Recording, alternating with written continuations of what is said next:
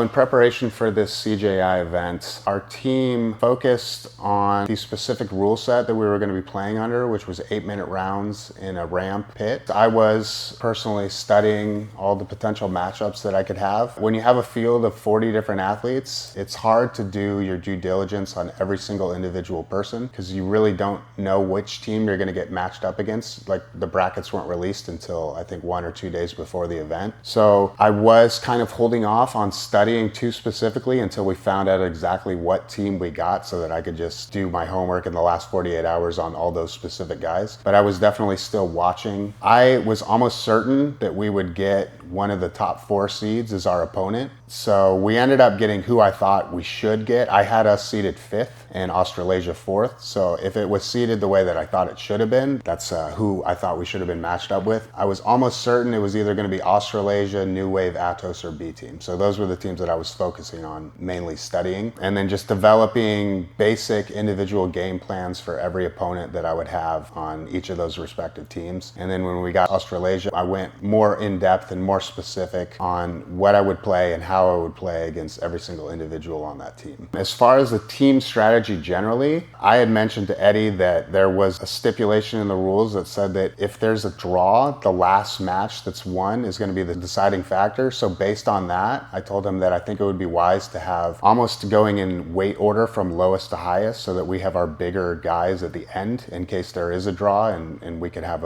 a bigger, stronger opponent to potentially win the match. But it's so difficult to strategize as far as the team order because you have no idea what the other team is going to do. It's kind of completely random. You kind of just have to play it by ear, and then if there's a submission, then you can make the choice of who you think the next best guy to send in would be. But in our case, the submission against Gio occurred in the 4th match, so I was literally the only person left, so Eddie didn't even really have an option of choosing at that point. It was going to be me regardless. But mostly for me, just studying from an individual basis and then just going in and playing it by ear as things play out.